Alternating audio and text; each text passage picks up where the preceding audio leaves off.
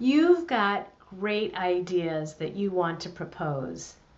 And you know that in the American workplace, you need to be concise and direct with what you say.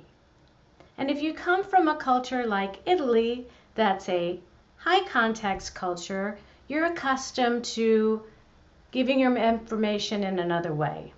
So how can you take your great ideas and pack them in a way that when you deliver them, they are clear and concise, easy for you to remember, easier for others to remember, and to be more persuasive?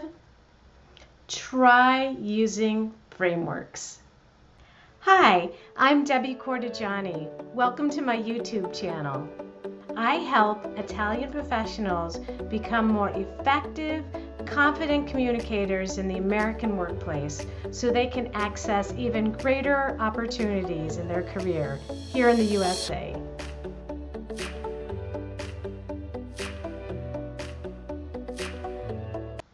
The first one I'm going to talk about is called PREP. PREP stands for Point, Reasons, Explanation and Evidence, and Point Restated. So you take your ideas and you decide what is your main point, and you produce your main point. For example, we should extend our remote work policy indefinitely. That is your point. Then you need to back that up with reasons and examples and evidence. So a reason could be it increases employees' productivity and satisfaction. Okay, you gave the reason. Now give examples or evidence. A recent survey shows that 85% of our employees report higher productivity working from home. Great reason. Now, the problem after this is a lot of people just want to stop.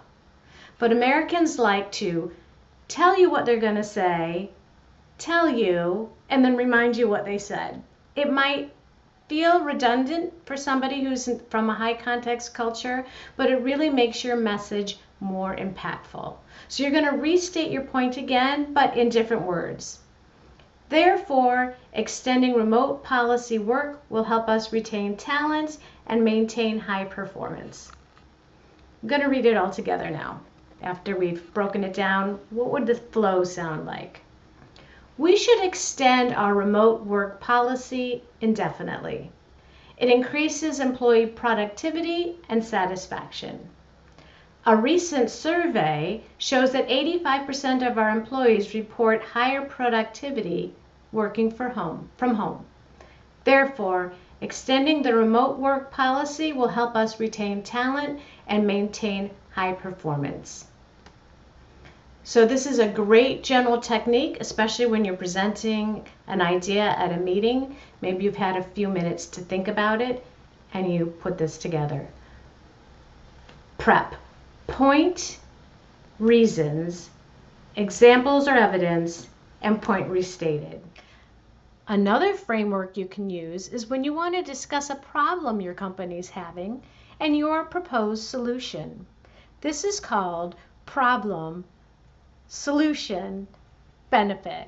Now, I know that might sound really basic, but if you can pair your ideas to hit these 3 points, you're going to be much more effective when you communicate.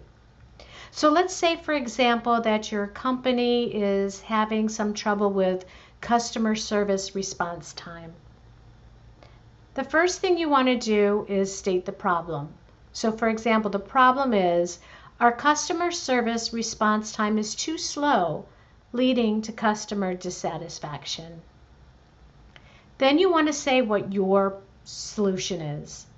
Implementing a live chat system will allow us to handle inquiries in real time. Follow that with a benefit. This will significantly reduce response time, improving customer satisfaction and loyalty. So you hit these 3 main points.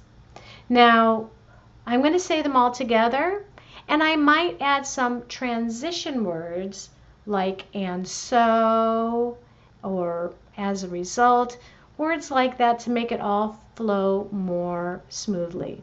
So for example, our customer service response time is too slow, leading to customer dissatisfaction. I propose we implement a live chat system that will allow us to handle inquiries in real time. This will serve to significantly reduce response time, improving customer satisfaction and loyalty. So make sure you hit the main points of the framework. Again, this will keep you more clear, concise, impactful, and your message is going to be more easily remembered. Now, a lot of you might be saying, well, that's great if I have time to think about it. But what if I'm put on the spot? What if I need to communicate spontaneously and I need to keep my message concise and direct? Well, I'm going to propose a structure to you that was created by Matt Abrahams. You can read about it in his book, Think Faster, Talk Smarter. And he calls it the what, so what, now what framework. So, for example, let's say we're talking about quarterly sales performance and somebody says, oh, how did it go? How was our performance last quarter? First, you're going to say what it is. Our sales dropped by 10% this quarter. After you say what it is, you want to talk about the so what. Why is this relevant to your audience? This decline puts us behind our annual targets and could affect our profitability.